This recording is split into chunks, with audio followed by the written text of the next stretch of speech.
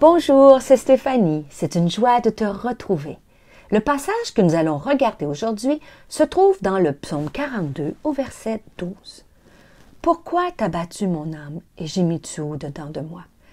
Espère en Dieu, car je le louerai encore. Il est mon salut et mon Dieu. » J'aime tellement la parole de Dieu, car elle ne maquille pas les émotions. Dans ce passage, on voit que ce grand héros David, cet homme selon le cœur de Dieu, a déjà lui aussi été abattu dans son âme. Il est attristé. Peut-être te reconnais-tu en David aujourd'hui. Peut-être écoutes-tu cette méditation et pour une raison qui t'appartient, ton âme est abattue au-dedans de toi. J'aimerais t'encourager à faire comme David et à parler à ton âme. David était un homme qui plaçait son espoir en Dieu. Dans le psaume 62 et au verset 6, il dira « Mon âme, repose-toi sur Dieu, car c'est de lui que vient mon espérance. » Dans le psaume 40 au verset 2 à 4, David dira aussi « J'ai mis tout mon espoir en l'Éternel. Il s'est penché vers moi, il a prêté l'oreille à ma supplication. » Il m'a fait remonter du puits de destruction et du fond de la boue. Il m'a remis debout, les pieds sur un rocher, et il a affermi mes pas.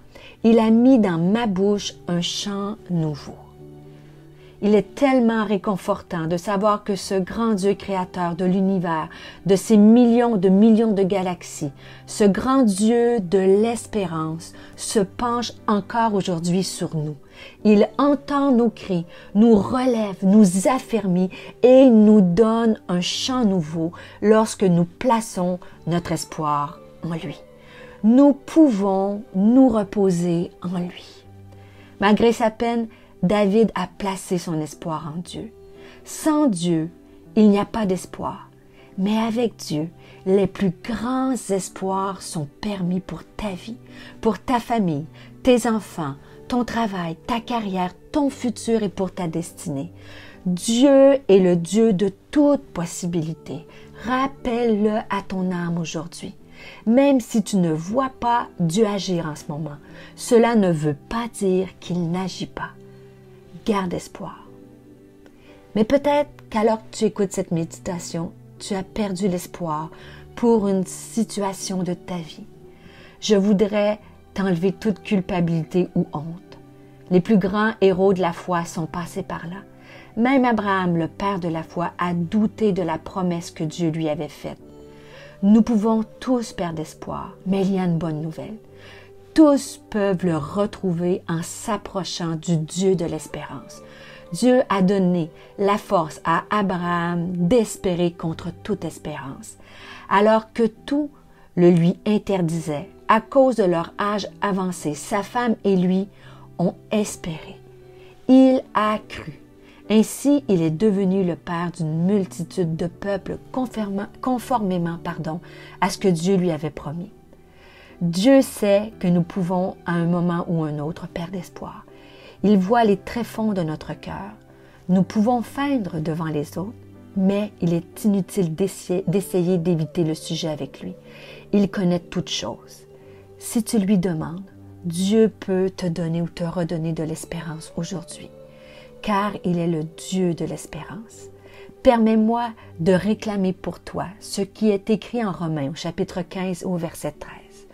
Que le Dieu de l'espérance te remplisse de toute joie et de toute paix dans la foi, pour que tu abondes en espérance, pour que tu sois rempli d'espoir par la puissance du Saint-Esprit. Ce passage nous dit que Dieu peut nous donner l'espoir en toutes choses, en abondance. Pas un petit peu d'espoir, mais beaucoup d'espoir, avec abondance. Et ceci non pas grâce à tes propres forces, mais par le Saint-Esprit. Alors n'hésite pas, n'aie pas honte, demande-lui de venir remplir ton cœur et tes pensées d'espoir. Rappelle à ton âme que Dieu peut, par la puissance qui agit en toi, peut réaliser infiniment au-delà de ce que tu demandes aujourd'hui ou même de ce que tu penses. Alors saisis-le par la foi et regarde ta vie, la vie de ta famille, ton futur avec espoir, car Dieu est le Dieu Tout-Puissant. Je te souhaite une excellente journée. J'espère que vous aimez l'Évangile du jour. Moi, j'aime beaucoup l'Évangile du jour. J'aime les auteurs qui nous partagent chaque jour cette petite pensée spéciale autour du verset du jour. En fait, comment ça a commencé? C'est que je lis dans l'application YouVersion la Bible verset du jour.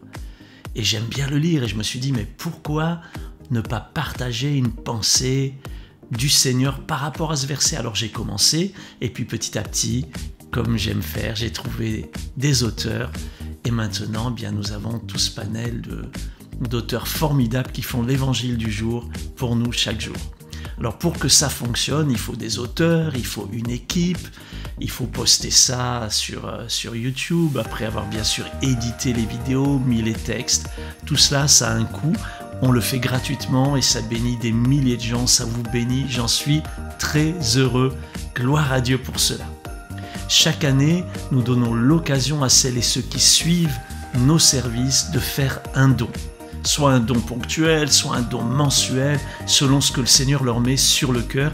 Et voilà, en cette fin d'année, nous vous donnons cette opportunité. Si vous aimez l'Évangile du jour sur YouTube, si vous avez envie que ce service puisse continuer, eh bien, même s'il est gratuit, il y a des coûts. Et ces coûts, bien, il faut bien qu'on puisse les payer. Et ainsi pouvoir continuer à offrir gratuitement ce service. Donc si le Seigneur vous le met sur le cœur, vous pouvez lui demander « Seigneur, est-ce que tu aimerais que je soutienne? Est-ce que tu aimerais que je donne ?» La Bible dit que chacun donne comme il l'a résolu dans son cœur, sans tristesse ni contrainte. Donc il n'y a pas d'obligation, mais simplement une possibilité. Si ne serait-ce que 10% des gens qui suivent ce service faisaient un don, on n'aurait pas de problème pour pouvoir continuer à l'offrir. Donc on compte sur vous, on compte bien sûr sur le Seigneur et que vous puissiez contribuer serait une joie, un honneur pour nous. Tout est indiqué dans la description pour faire un don. Description sous cette vidéo. Merci à vous, que Dieu vous bénisse et que Dieu vous donne de belles fêtes et une formidable année 2023 avec sa grâce et sa faveur sur votre vie. Je vous embrasse, on est ensemble.